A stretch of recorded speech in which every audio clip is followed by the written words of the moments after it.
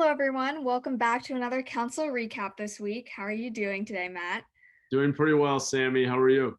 I'm doing good as well. Let's jump right into this week's council recap.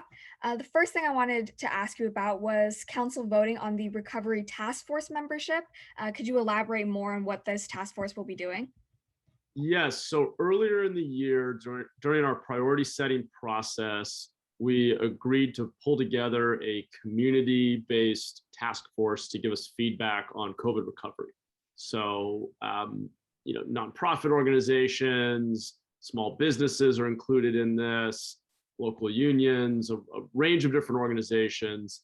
And I have to admit, I mentioned this yesterday during the meeting, during my comments. I am a little skeptical or a little concerned that we do spend a lot of time convening people and talking, and I do think there's value in that. I want to be clear, but I really don't think we have a shortage of ideas for the recovery, and I think it's always good to get more ideas, and it's good to bring people together. But I did voice a concern that I hope we limit the amount of staff time that's invested in yet another COVID recovery task force. But I think there's value. The council agreed to prioritize this earlier in the year. We did vote to move forward. It's a very long list of groups.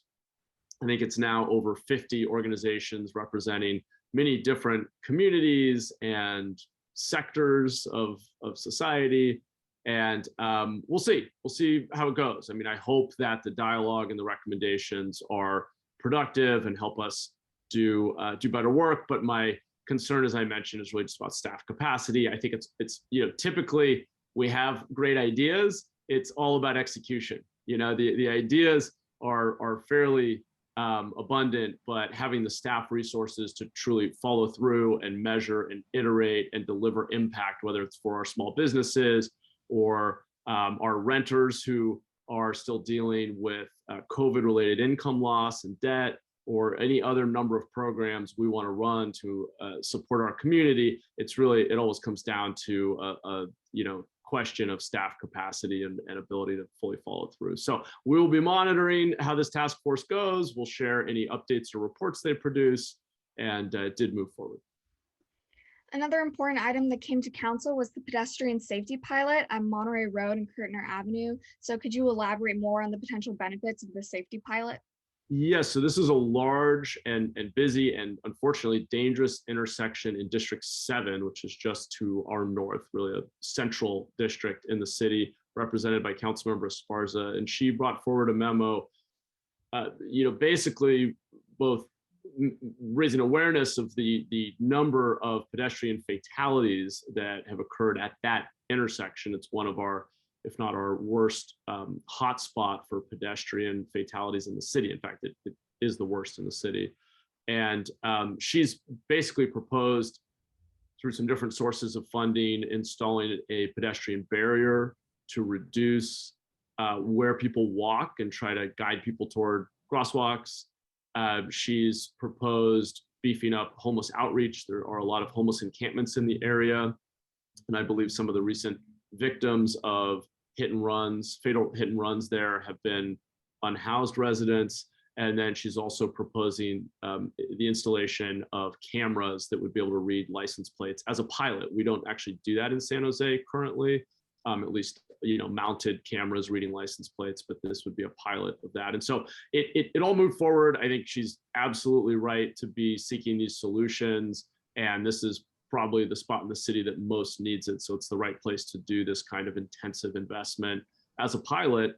And the goal will be that we don't see another pedestrian fatality there. And if that seems to be working, I'm sure we'll look at making more of these investments across the city. So that was that item. And it's just frankly a tragedy. The council member played a clip from a mother who lost a daughter there, and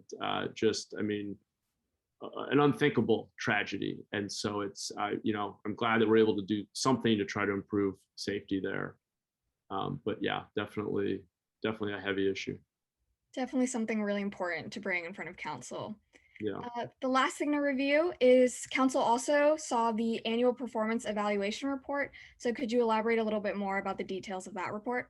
Yeah, and that's specifically for HUD money. So HUD is the Housing and Urban Development Department of our federal government, which gives grants to cities and counties and states for different activities. And we basically just have to accept a progress report on how we're spending those dollars. My questions were focused on outcomes, which is kind of where I will spend my time thinking about, are we getting the most impact for our dollars? Are we funding service providers who are really effective in delivering results? Typically, these monies flow through government, but the actual implementation of programs to feed and shelter and support and train vulnerable members of the community are actually carried out by third-party groups, typically nonprofits and faith-based organizations. And so I asked, some questions along those lines. The report is pretty rich in tracking what you might call outputs. So how many people were sheltered? I think the mayor and I were both asking questions about the actual long-term outcomes and efficacy. And I specifically was interested in seeing comparison data across different service providers for the same service. So if service providers are providing shelter, just to use a simple example, it would be great to know, to be able to compare the cost effectiveness of that. How many, what is the cost per person or per family sheltered per month or per year? And the good news is we do have an annual homeless report that contains a lot of that comparison data. We just won't see that until early next year. But that was the conversation.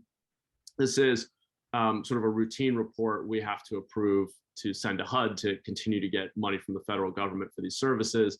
So it, passed unanimously, of course. And overall, it was a good meeting. We got through a number of items, really interesting and important items. Nothing particularly controversial or kind of earth-shattering for the community to know, but those were the three items we thought were the most relevant. And as always, I appreciate the opportunity to share a quick update from our council meeting. And again, for members of the public, if you have questions, concerns, you want to know what council's covering next week, or you thought that there was something else on the agenda that we should have covered, we always want to hear your feedback. So thank you so much. Thank you again for spending time recapping the council meeting with us again this week, Matt. You bet, Sammy. Have a great rest of the day. You too. Bye, Bye, everyone. everybody.